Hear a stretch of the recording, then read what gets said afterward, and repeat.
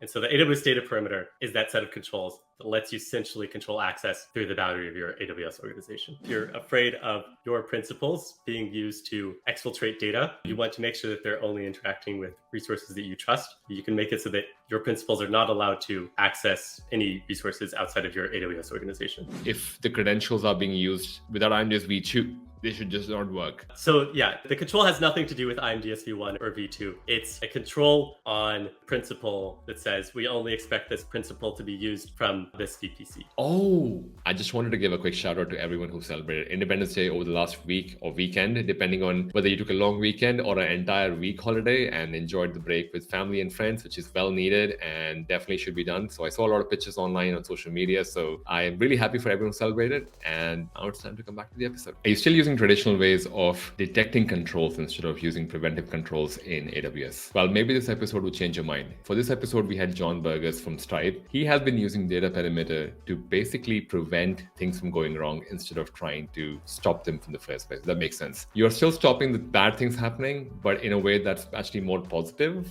than, hey, you've done something bad, I've detected this, and I'm going to come after you for this. I like the approach personally, and I think you would also like it as well once you hear the conversation around how external parties interact with your entire AWS organization, as well as how anyone inside your AWS organization interacts with anyone outside of the AWS organization. In this episode with John, we also spoke about how you can implement something like a data perimeter in your organization. How do you even start? What are some of the prerequisites for it? What are some of the common examples of things you can actually include as part of your data perimeter? Whether defense in depth is a thing that you should care about if you are using data perimeter. All that and a lot more in this episode with John. And I'm super grateful that even though he had a talk about this exact topic in Forward CloudSec, he was happy to kind of come on the episode and talk about the entire thing. By the way, if you haven't already, definitely check out John's talk at Forward CloudSec where he spoke about data perimeter and had a few more examples with all the flowcharts. So I would definitely check that episode out, and I'll leave a link for that in the show notes as well. But in this episode, we got to know how you can have developers do mostly everything that they want to within an organization in a safe manner without having you as a security team be worried about, oh my God, what if there's an external third party that gets access to all the information? Or what if there's an SSRF possibility? And if you know someone who's working on building data controls or specifically security controls in their AWS account, this may be an episode that may help them build the data perimeters around it in a way that they're doing prevention rather than detection in the first place, which is probably, prevention is better than cure, as someone has always said. So definitely check that out. And if you're listening or watching this episode for the second or third time, definitely consider leaving us a review or rating on your favorite podcast platform, because that helps the future guests know that they're coming to a platform which has an engaged community, which is going to get value from them coming over to our podcast, as well as a YouTube channel to talk about the specific problem they have solving cloud security, so you can actually do your job better. So you can do more things at your job in a much more creative way by learning from other professionals who are out there solving cloud security problems in a more creative way. So enjoy this episode with John Burgess, and I'll see you in the next episode. Enjoy. Peace.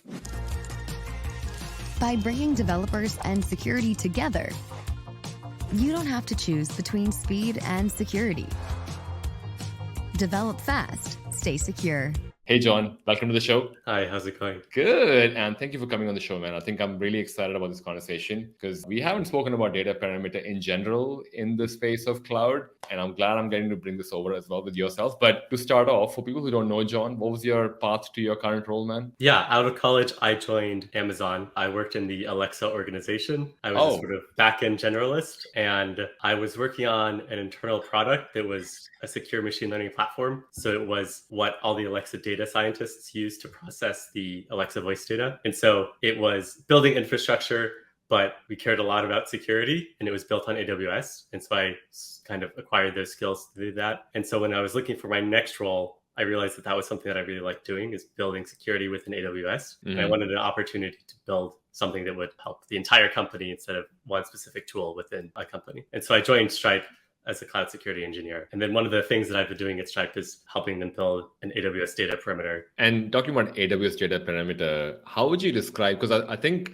the first time I heard you talk at Forward CloudSec, and then I was having a conversation with you as well, I had this question, I'm pretty sure a lot of people do. How would you describe the data perimeter in the cloud context? Yeah, it's a set of guardrails to control access through the organizational boundary. So when you set up an AWS organization, you generally want to trust your own accounts more than external accounts. If there's an external principal accessing your resources or your principals accessing an external resource, that's something that you want to care about and probably want to block by default and only allow lists in specific scenarios. And so the AWS data perimeter is that set of controls that lets you essentially control access through the boundary of your AWS organization. Now that we know what a data perimeter is, you kind of mentioned organization and principal. In terms of some of the examples that people may not even think about from a data perimeter perspective, what would be some of the common examples that they can use to define data perimeter in AWS? Right. So some of the most important features of the data perimeter is it enables you to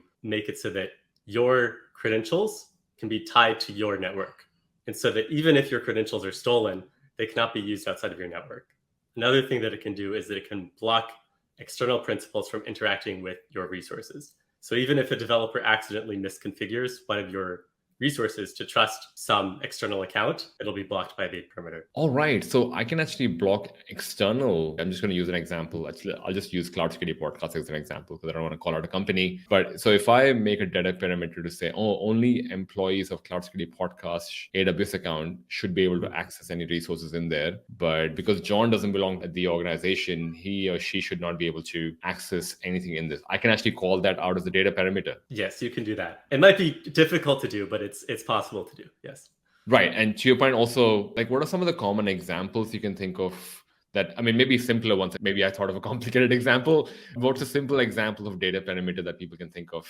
I guess jog their memory. Yeah. One example of something that you can do is that if you're afraid of your principals being used to exfiltrate data, you want to make sure that they're only interacting with resources that you trust. You can make it so that your principals are not allowed to access any resources outside of your AWS organization. Yeah, because I think I'm going to ask the AWS organization question later, but I think maybe the first question to start off with, how does one even start making the data perimeter? Because you mentioned organization and you can use that. So would that just be through SCP? Yes. So there are 6 sort of controls that make up the AWS data perimeter. 2 of them are service control policies, 2 VPC endpoint policies, and 2 are resource policies. But to get started, I'd recommend, AWS has blog posts that they publish about this. So I'd recommend looking at that. Within the controls, the ones that I find easiest to implement are the ones that are based on service control policies. And like, so an example would be do not log in with root kind of, I mean, I guess, because the reason I ask this is because sometimes, you know how a lot of companies would have examples that, hey, you use SCP for blocking all root accounts to access any of the sub accounts, or there might be a root accounts to basically say, oh, you cannot use another region. But would that still be an example of data perimeter, or is that different? That's different.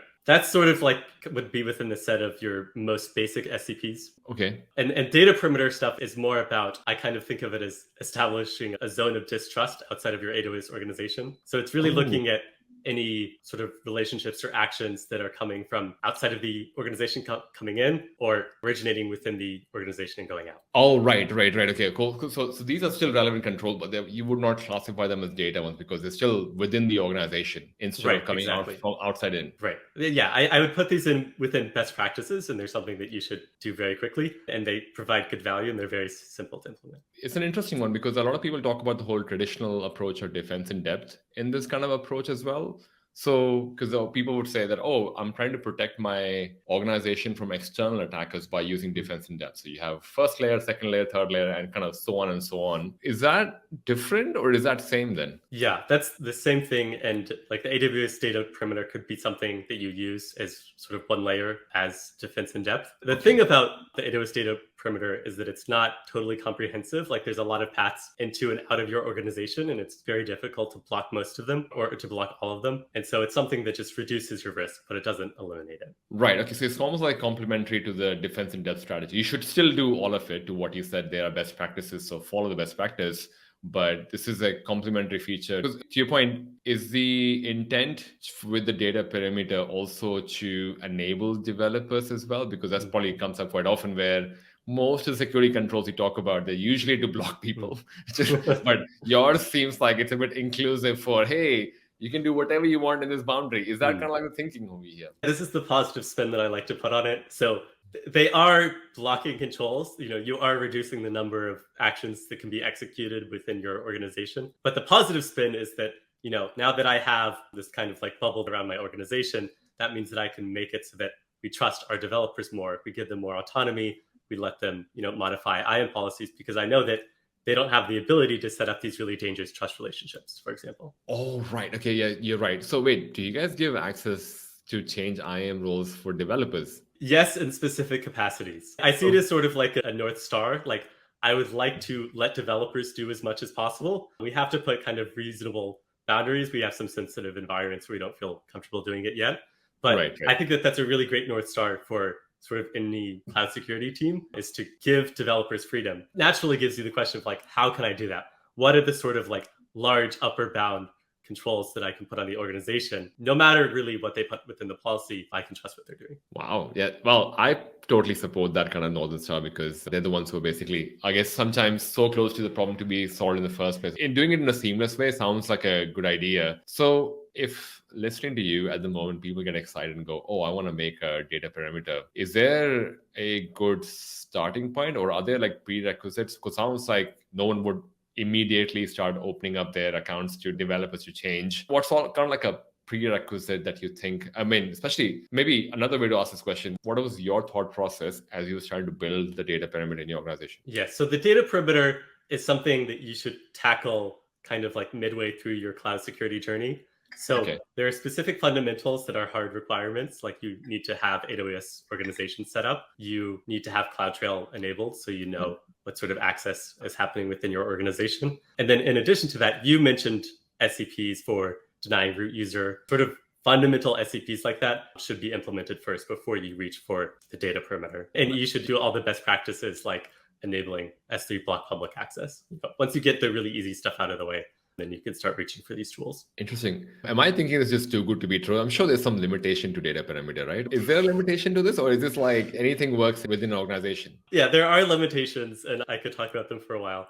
So the first limitation is that these are preventative AWS IAM controls. So what you're trying to block is not an IAM action, then they're not applicable. If it's something that where the policies cannot express a way to block it, then it's also not applicable, and you're going to have to reach for a detective control. The other thing is that there are some rough edges. So I mentioned that you need to use VPC endpoint policies in order to implement this. Some VPC endpoints don't support custom policies. And so AWS hasn't really given us the tools to completely implement the data perimeter yet. Oh, right. Because I think you did mention the components of it. So could you just state them again, the building blocks? So that was the SCP, the VPC endpoints. What else were there? And the resource policies. The resource policies. And actually, the way I also see this is that, was the documentation enough to kind of go down this path of implementing data perimeter? Yes, it's enough to get started, and it's enough to give you the theory.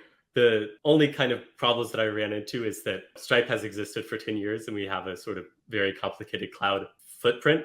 And so how can I safely deploy these controls to this environment? That's something where the AWS documentation wasn't very helpful. And so I had to kind of figure out on my own how I can incrementally deploy these very powerful controls. Okay. Because I mean, as I kind of think about this, one more segregation that I often think about is people would have separate OUs within a organization. They would have different kinds of separation for sandbox environment, build environment. They might have separations for prod accounts. How does data perimeter help with that? Because you mentioned IAM action is kind of what you're going for, prevention rather than detection. What kind of an example would be for there? I guess, should you use OU or account? Like, where do you stand on that? Implementing data perimeters for segregation? Yeah, I think that that's a really great idea, and sort of like a natural extension of the data perimeter is to start carving up accounts and OUs within your organization. You're going to have some accounts, maybe test accounts, that have more lax security controls, and you don't want the possibility of those accounts being compromised, giving attackers an opportunity to pivot to sort of more secure accounts.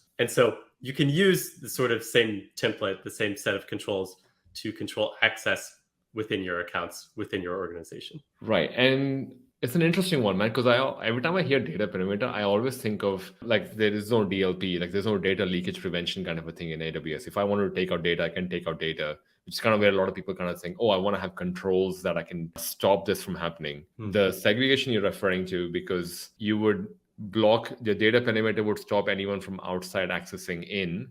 Can that be used for the other way around as well, where I can stop developers from, I guess, doing something outside? Or is that not, at the moment, that's probably not the right way to think about data perimeter? No, you can stop your principals within your AWS organization from directly like pushing data to external resources. Oh, you can do that as well. Also, and that's actually much easier to do. So the thing is that with service control policies, they affect only your own principals. And so the controls that are on your own principals, like making sure they only interact with resources within your organization, that's really easy to implement. The harder thing to implement is making it so that your resources cannot be accessed by external principals. Because that means that for every resource that I have, thousands of resources, I need to add a new statement to the resource policy that explicitly blocks external access. Oh, right. Also, you would have to think of some kind of automation as well to enable that across. I mean, I'm thinking because some people have hundreds of AWS accounts. Each one of them may have hundreds of resources. So that's definitely some kind of an automation. Or can you still do that at an SCP level? You cannot do it at the SCP level. So this is kind of like a known gap in the IAM space, is that it's much easier to control what your principals can do and what external principals can do to your resources, which is kind of confusing. But yes, it means that you need to have maybe infrastructure as code. You need to have common modules. You need to have a way of enforcing that developers use those modules. All right. And when you say modules, like, do you mean Terraform modules, like for automation? Because I think I've heard this a few times. And do you find that it was easy to make modules for AWS in terms of like the way you were thinking about it? Okay, so resource policies for certain resources in certain accounts should have certain kinds of restrictions or prevention, for lack of a better word, to what you called out. Was that easy to do with Terraform and AWS CLI or APIs, I guess? Yeah, I found it pretty easy to do within Terraform. And that's the thing, is that the statements that I'm adding to resource policies are really simple. Okay. It's just the hard part is, like you said, I have all of these accounts and all of these resources. So scaling it to all of them is... Okay, cool. And maybe if we just use an example, I think you had a few in your talk, and I'll definitely recommend people to check out the talk that you gave at for CloudSec. You kind of had some of the examples over there, which was EC2 instance with IMGS v2, preventing credential attacks, prevention of bring your own BYOC attacks. Like, could you share a bit about like what was the thinking around them as you were kind of putting some of those prevention rules? Like, what was the goal behind some of those data perimeter controls? Right. So like you mentioned, we targeted a control that prevents specific IAM roles from being used outside of our network. The goal there is that it's quite a sort of powerful control, is that regardless of how an attacker gets our credentials and exfiltrates them, they can't be used. The example that I give within the talk is an SSRF attack, stealing credentials from an instance running IMDS v1. This is like a really common way that IAM role credentials are stolen from people's environments. And so thinking was, okay, we can upgrade to IMDS v2, and we should, and all of that. But at the same time, this is just one specific way that our credentials can get stolen. Like, how can we target the root cause here? How can we make it so that even if our credentials get stolen, however they get stolen, they can't be used outside of our environment? So can you actually call that out in a data perimeter control? That if the credentials are being used without IMDS v2, they should just not work? The control has nothing to do with IMDS v1 or v2. It's a control on the principle that says we only expect this principle to be used from this VPC. Oh, right. Okay. So there's another, to your point, stepping back to the defense and layer part, there's already upgrades done so that you don't have any IMDS v1. So it should not really matter. But just because my credentials are lost, they should not get SSRF in the first place, because there's another layer outside of it which which means there is no IMDS v1 to begin with in the first place. Right, exactly. But you've added another layer of prevention to say, in case there was one, which you are not aware of, it still doesn't work. Right, exactly. Okay, cool. That makes sense. I feel like if you were to implement this, you kind of mentioned trust relationship a few times, and trust relationship is usually referred to third party. Is there some thoughts around, I know there's a best practice from AWS to kind of use the whole instance role and external ID and all of that. Was there some thought given from what could be a proactive detection for, third party? Is there one possible? You mean sort of like your resources trusting third parties, or? Yeah.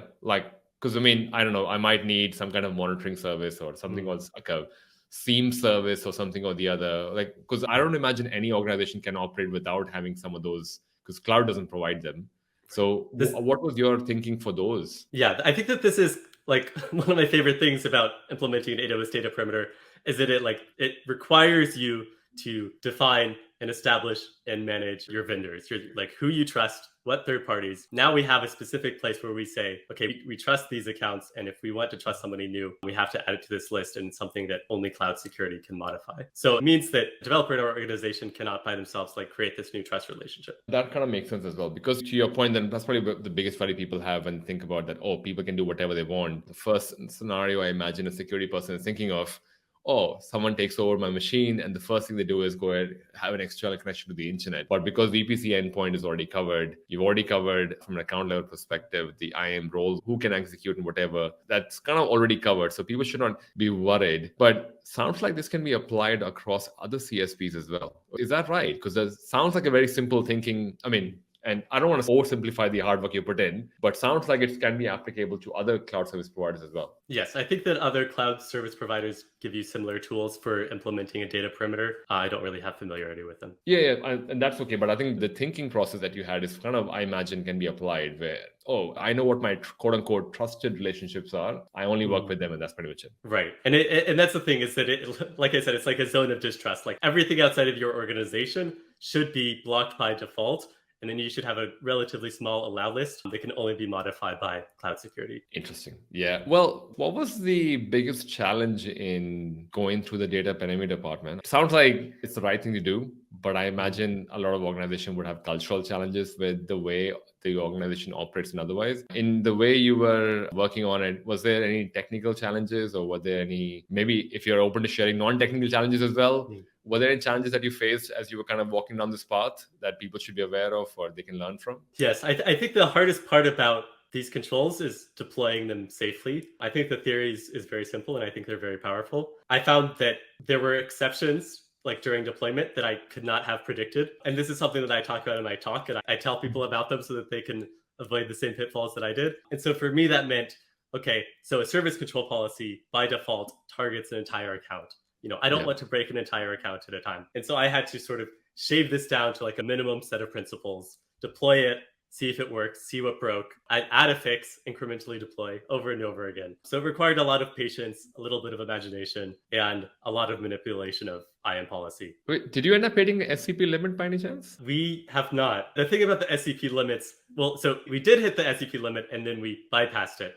So if you have an account that has 5 SCPs attached to it, you can create a new OU. You can put the account in the OU, and then you have 5 more SCPs. So you can manipulate your organizational structure to avoid the SCP limits. Okay. Yeah, because I'm like, most people get stuck with, oh, I don't have enough SCPs, but you guys found a hack. Yes. I think that people are sometimes afraid to like mess with their OU, but I would say just absolutely go for it, like in order to maximize is it the like number a of logical SCPs operation? Is it literally like when I say logical operation, is it literally just a logical separation? It's not like you're breaking down the entire system where if you just move OUs. It's literally just saying, oh, I'm just labeling this as something else.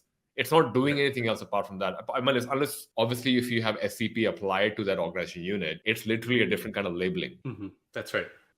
Okay, so that's maybe where people get scared, because I think most of the time my team was scared, which was just like, oh, I don't want to break anything. And like, I don't know what's going to break, but something's going to break. I totally understand that fear and I have empathy where I say like, so this OU has a set of SCPs, this other one has the same set. Moving the account still feels kind of scary, but it's all worked out for the best. Yeah. Wait, have you had to deal with multiple organizations yet? No, not yet. Okay, cool. All right. I think that would be interesting, because I think I had a challenge once where we were moving organization, and I think I was talking to someone at Forward CloudSec about this as well. And hopefully we can have that conversation on the podcast, but it'd be really interesting because in my mind, I always thought it's a logical operation that I've moved an account from one organization to another.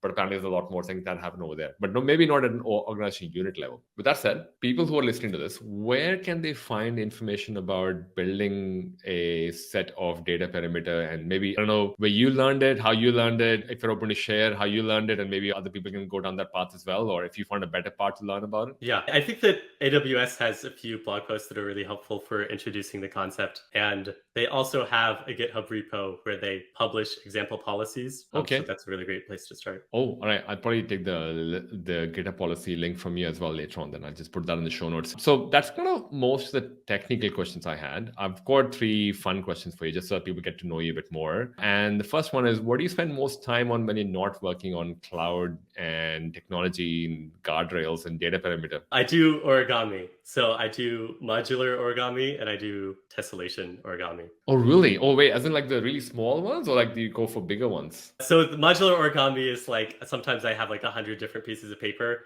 and I do the same folding sequence and then I put them together and create this kind of like weird geometric structure. And then tessellation is I have a specific piece of paper and I make a repeating pattern in it, and it takes hours and hours. It's a great way to consume my time. Wow, I did not even know that was, well, thank you for educating me in this. I didn't know there was much more, a few more layers of origami as well, but I appreciate you sharing that. So what is something that you're proud of that is not on your social media? Yeah, I'm really proud of, I didn't really have formal training in security, and it's something that I picked up over time and I've really enjoyed it. And so I'm really happy that I found something that fit me so well and that I've been able to pick up over time. And the community is really welcoming, which has really helped. Wow. Wait, so you actually gave your talk as well. So, I mean, kudos to you for learning without a formal training and also giving a talk as well, public, and that too at Forward CloudSec, which is a very popular cloud security conference. So that's pretty awesome, man. Congratulations. Third question, what's your favorite cuisine or restaurant that you can share? I really love lasagna. I could eat like any amount of lasagna if it's in front of me. And I don't even like dessert, because when I eat dessert, I just like think that I'd rather be eating lasagna. So. Wait, any kind or with a specific filling? Or just like meat, like red lasagna. Yeah. Oh, okay, fair enough. Yeah, those are good. Those are good. But I don't know if it's good enough that you would, if you had to have it every day, you would be happy. I think so. I haven't tried it out, but okay, cool. I suspect that I would be for probably longer than the normal. Fair enough. I mean, yeah, so that's definitely an interesting, because I think I would have thought, yeah, I think I would definitely be a pasta fan or a wood fried pizza fan as well. But I had one of my previous guests basically said they can even have a cold pizza and they would love that. Would you have a cold lasagna? It's sometimes better cold. It's sometimes better cold the next day. So I kind of knew that one. That's why I asked you the question. That's really interesting, because I need to try the cold pizza and cold lasagna thing. I haven't given that a shot yet. So I'm going to give that a shot one day. But that's kind of most of the questions we had, man. Where can people find you on the internet if they have any follow-up questions about the whole data perimeter, they're trying to implement it and want to talk to you about it? Where can they find you on the internet? I'm on LinkedIn, John Burgess. Okay. Feel free to connect and ask me questions. I will share that link on the show notes as well. But that was pretty much the episode. And thanks so much for taking the time out as well. And thank you everyone for tuning in. But yeah, I'll see you all in the next episode. Thanks, John. We'll see you in the next episode as well, man. Thank you for having me.